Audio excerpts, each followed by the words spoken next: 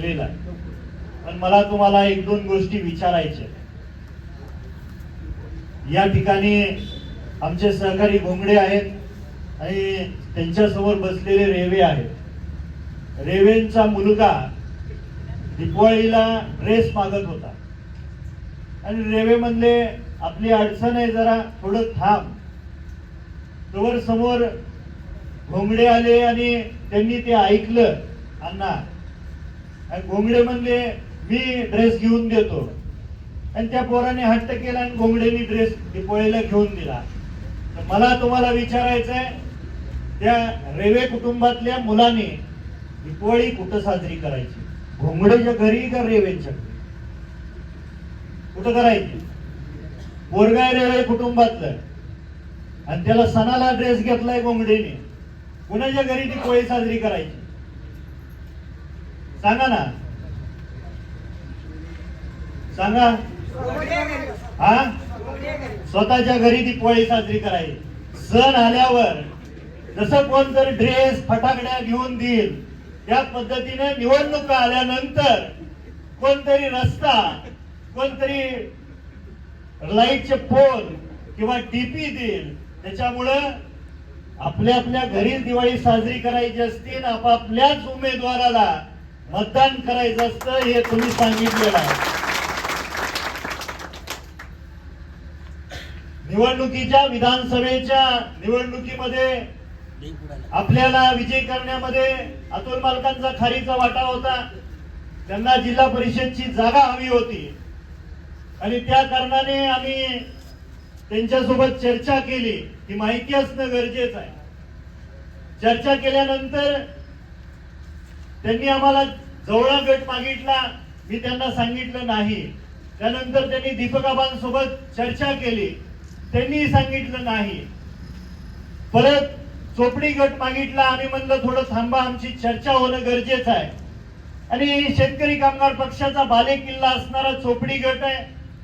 शेकापची लोकशाही आणि पद्धत तुम्हा सर्वांना माहीत असणं गरजेचं आहे. ती तालुक्यालाही माहीत आहे.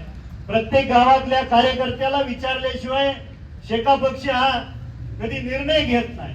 आणि शेतकरी कामगार पक्षाच्या सर्व त्या गटातल्या लोकांना विचारलं आणि सांगितलं की बाबा आपल्याला मदत केलेली आहे, आपल्याला हा गट सोडावा लागतोय. त्या चोपडी गटातल्या सर्व कार्यकर्त्यांची मानसिकता केली आणि आम्ही दोघं एकत्र बसलो आणि अतुल मालकांना बोलवलं आणि सांगितलं चोपडी गट तुम्हाला सोडायला आम्ही तयार आहोत. त्यांनी सांगितलं, म्हणजे कालच दुःखद घटना घडली. स्वर्गीय अजितदादांना फोन करा, आमचे नेते आहेत. आम्ही त्यांना फोन केला आणि त्यांना सांगितलं शेका पक्षाचा बालेकिल्ला आम्ही सोडायला तयार आहेत आणि त्यांना निवडून आणायची जबाबदारी आम्ही दोघं घेतोय. दादांनी सांगितलं तसं आम्ही तशा सूचना मी खाली करतो, म्हणजे आपल्या उमेदवाराला करतो असं त्यांनी सांगितलं. तालुका अध्यक्षांना करतो. आणि एवढं सगळं झाल्यानंतर सुद्धा त्यांनी ऐकलं नाही आणि ते जवळा गटाच्या त्या उमेदवारीसाठी अडून बसले. त्यांचा हट्ट होता. ठीक आहे, लोकशाहीमध्ये ह्या गोष्टीचं स्वातंत्र्य असतं. आणि मग त्यांनी शेतकरी कामगार पक्षाच्याच काही कार्यकर्त्यांना वासुद रोडला बोलवलं आणि त्या ठिकाणी त्यांनी सभा घेतली. हे शेतकरी कामगार पक्षाच्या कार्यकर्त्यांनी कान देऊन ऐकणं गरजेचं आहे. त्या सभेमध्ये काही लोकांनी बाबासाहेब देशमुखला 29च्या विधानसभेला पाडायची भाषा केली. काही लोकांनी बाबासाहेब देशमुखला पेनोरला गबाळ घेऊन पाठवायची भाषा केली. भाद्रानो, मी गणपतराव देशमुख साहेबांचा नातो आहे. भल्या भल्यांनी मागच्या 3.5-4 वर्षामध्ये बाबासाहेब देशमुखचं गबाळ पेनोरला पाठवण्याची भाषा केली आहे. इथं शेतकरी कामगार पक्षाचा कार्यकर्ता आहे. तो शेतकरी कामगार पक्षाचा कार्यकर्ता शेका पक्षाला आणि शेका पक्षाचं मतदान हलू देणार नाही असा मला विश्वास आहे. आपल्याला कोणाला टीका टिप्पणी करायची नाही. कुणाचे उपकार असतील तर ती उपकार फेडण्याची ही पक्षाची विचारसरणी आणि ती संस्कृती आहे. आबासाहेबांचा तो विचार आहे आणि तोच विचार आम्ही टिकवण्यासाठी आम्ही त्यांना विनंती केली होती. पण काही कारणास्तव ते घडलं नाही. आपल्याला त्यांच्यावर टीका करायची नाही.